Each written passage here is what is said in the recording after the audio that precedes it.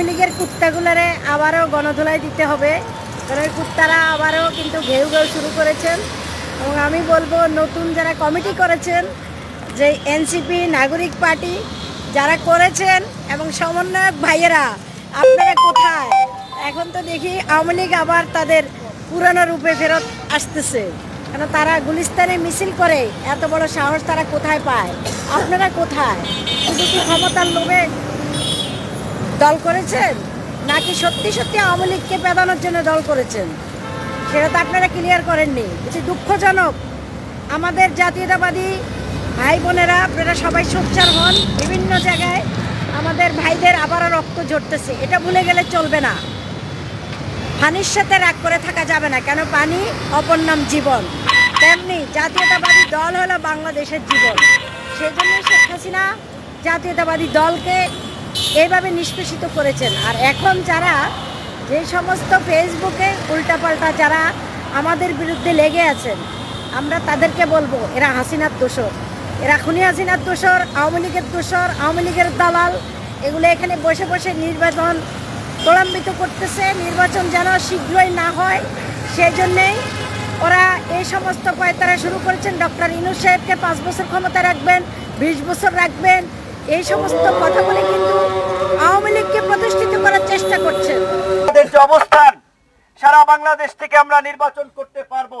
আমরা কোনো লোকাল নেতা না, আঞ্চলিক নেতারা। আল্লাহর রহমত, আপনাদের দোয়ায় সারা দেশ তথা বিশ্বের যেখানেই বাংলাদেশের মানুষ থাকে সবাই চেনে। কাজেই আমরা নির্বাচন করলে বিভিন্ন জায়গায় করতে পারবো, কিন্তু এলাকার মানুষের যে আবেগ অনুভূতি, তাদের যে প্রত্যাশা, আমি ইসলাম ধর্মের একজন মানুষ হিসেবে, মুসলমান হিসেবে আমি যেটা মনে করি, হাদিস কোরআনে আছে প্রতিবেশীর হক আদায়ের কথা, নিজের স্বদেশবাসীর প্রতি দায়িত্বের কথা। আজকে এই যে চরাঞ্চল থেকে আল্লাহ পাক আজকের এই সম্মানিত জায়গায় বসিয়েছে, সম্মানিত জায়গায় নিয়েছে, এই পিছিয়ে পড়া চরাঞ্চলের মানুষের জন্য আমার কিছু করতেই হবে। এইটা আমার ইমানি দায়িত্ব, এইটা আমার নৈতিক দায়িত্ব। সেই জায়গা থেকেই আপনাদের মাঝে পরিচিত হতে এসেছি। আপনারা যদি গ্রহণ করেন, আপনাদের জন্য কিছু করার জন্য এলাকায় চেষ্টা করব। আপনারা যদি মনে করেন যে দরকার নাই, তাহলে ঢাকায় থেকে রাজনীতি করেছি, ভবিষ্যতে তাই করব। সিদ্ধান্ত আপনাদের।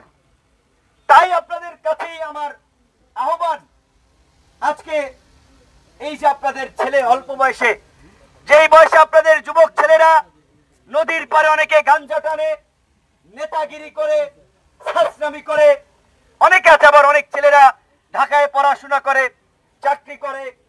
একই বয়সের একজন তরুণ ছাত্র নেতা হিসেবে আওয়ামী লীগ এবং শেখ হাসিনার একটা দানবীয় শাসন ব্যবস্থা, যেখানে আওয়ামী লীগের বিরুদ্ধে কথা বললেই জেলে যেতে হতো, হামলার শিকার হতো, মামলার শিকার হতে হতো, সবকিছু উপেক্ষা করে ওই ঢাকা বিশ্ববিদ্যালয় থেকে সারা বাংলাদেশের ছাত্র যুবক তরুণদেরকে প্রতিবাদী হিসেবে গড়ে তোলার জন্য আন্দোলন সংগ্রাম চালিয়ে গেছি। এবং 2024 সালে ছাত্র জনতার আন্দোলনের মধ্য দিয়ে ওই শেখ হাসিনার পতন ঘটিয়ে আজকের এই পরিবর্তিত বাংলাদেশ আপনাদেরকে উপহার দিয়েছে। এখন এলাকা থেকে কিছু করতে চাই। আজকে আমার পাশে সেই ছেলেরা দেখতে পাচ্ছেন, আপনাদের এলাকার ছেলে হতে পারে, এই কায়ুম, এই ইউসা, এই সাব্বির, এই ফারুক, এরকম আরো অনেক আছে, এই আলামিন ভাই এলাকার জামাই, তরিকুল, এইখানে আরো অন্য এলাকার ছেলে আছে, বয়স অল্প, কিন্তু তাদের সারা শরীরে এই ছাত্রলীগ, যুবলীগ, আওয়ামী লীগের যে অন্যায় অবিচারের চিহ্ন, আঘাতের চিহ্ন। এই আঘাত শুধুমাত্র এই দেশকে ফাঁসিবাদ মুক্ত করার জন্য, এই দেশের মানুষের অধিকার প্রতিষ্ঠা করার জন্য, ন্যায় এবং ইনসাফ প্রতিষ্ঠা করার জন্য আমরা যখন লড়াই করেছি, ঢাকা বিশ্ববিদ্যালয়ের ছাত্র না হয়েও আমাদের পাশে ছিল। আমরা যখন এই লড়াই ঢাকা থেকে চিটাগাং, রংপুর, ফরিদপুর, ব্রাহ্মণবাড়িয়া গেছি, এলাকার ছেলে হিসেবে এই ছেলেগুলো সবসময় পাশে ছিল, অন্যান্য অঞ্চলের ছেলেরাও ছিল। আজকে তাদের বদৌলতেই আপনাদের এলাকার ছেলে হিসেবে সারা দেশে সম্মানিত। কাজেই তাদেরকে আজকে নিয়ে এখানে আসতে পেরেছি, এটি আমাদের জন্য আনন্দের।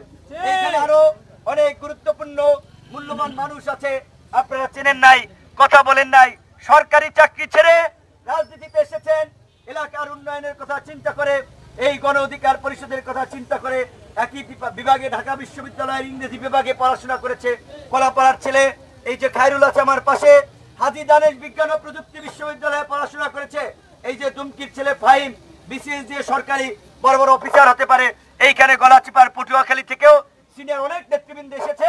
শুধুমাত্র এই এলাকায় তাদের অনেক আত্মীয় স্বজন আছে, ভাই ব্রাদার আছে, সকলে যেন গণ অধিকার পরিষদের সাথে সম্পৃক্ত হয় সেই প্রচেষ্টা নিয়ে তারা এখানে এসেছে আপনাদের কল্যাণের জন্য, আপনাদের এলাকার মঙ্গলের জন্য।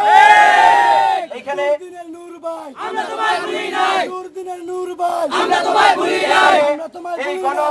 আপনারা জানেন আমরা এই প্রতিকূল সময়েও শেখ হাসিনার এমপি মন্ত্রী হওয়ার অফার পায়ে ঠেলে দিয়ে জনগণের অধিকার আদায়ে রাজপথকে যখন বেছে নিয়েছিলাম, সেই রাজপথ থেকেই বাংলাদেশের একমাত্র একটি রাজনৈতিক দল যারা এই আন্দোলন সংগ্রামের মধ্যে দিয়ে তৈরি হয়েছে, শিক্ষিত সচেতন দেশপ্রেমিক মানুষের দ্বারা তৈরি হয়েছে, সেটি হচ্ছে গণ অধিকার পরিষদ, যেটি ট্র্যাক প্রতীকে নিবন্ধিত রাজনৈতিক দল।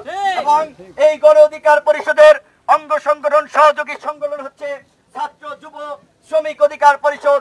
এই গণ অধিকার পরিষদের এই আলিপুরার সভাপতি সোরাব শিকদার ভাই, সদস্য সচিব আর রাইসুল ইসলাম রাশেদ ভাই, আরো এখানকার নেতৃবৃন্দ, তারা এই দলকে প্রতিষ্ঠিত করার জন্য, সংগঠিত করার জন্য ওয়ার্ডে ওয়ার্ডে ইউনিয়নে ঘুরে ঘুরে কাজ করছে। আপনারা যদি আমাকে ভালোবাসেন, আমাদের দলকে ভালোবাসেন, আমাদের সাথে কাজ করতে চান, তাদের নেতৃত্বে সাংগঠনিক সক্ষমতা আপনারা গড়ে তুলবেন। একটা কথা আমরা আপনাদেরকে পরিষ্কারভাবে জানিয়ে দেই, গণ অধিকার পরিষদ বাংলাদেশে দীর্ঘদিন ধরে এই যে পুরানো রাজনৈতিক বন্দোবস্ত ক্ষমতার পরিবর্তন হলে রাস্তাঘাট কালভার্ট হাট বাজার দখল করে থানার দালালি জমির দালালি করে জনগণকে জিম্মি করা হয়রানি করা, এই অপরাজনীতির পরিবর্তন করে একটা সুস্থ ধারার জনসেবামূলক নতুন রাজনীতি প্রতিষ্ঠিত করতে চায়। সেই ক্ষেত্রে এই গণ অধিকার পরিষদের যারা নেতৃত্বে আছে, কমিটিতে আছে, আপনারা যদি বলতে পারেন রাজনীতি ছেড়ে ঢাকা শহর চলে যাব, যে এখানে কেউ আছে কিনা ইয়াবার ব্যবসা করে, গাঁজার ব্যবসা করে, মাদকের ব্যবসা করে, আরেকজনের পকেট থেকে টাকা থাবাই নেয়, আরেকজনের ঘর দখল করতে যায়, আরেকজনের চর দখল করতে যায়, আরেকজনের মাথায় বাড়ি দিতে যায়, এই রকমের কোন লোক গণ অধিকার পরিষদে আছে কিনা? ভদ্র বিনয়ী নম্র মানুষগুলো গণ অধিকার পরিষদের সাথে আছে। অন্যান্য অনেক রাজনৈতিক দল আছে, তাদেরকে আমরা আহ্বান জানাবো, এই পরিবর্তিত পরিস্থিতিতে এতদিন ধরে বাংলাদেশে যে অপরাজনীতি চলেছে, আসুন সবাই মিলে সেই অপরাজনীতির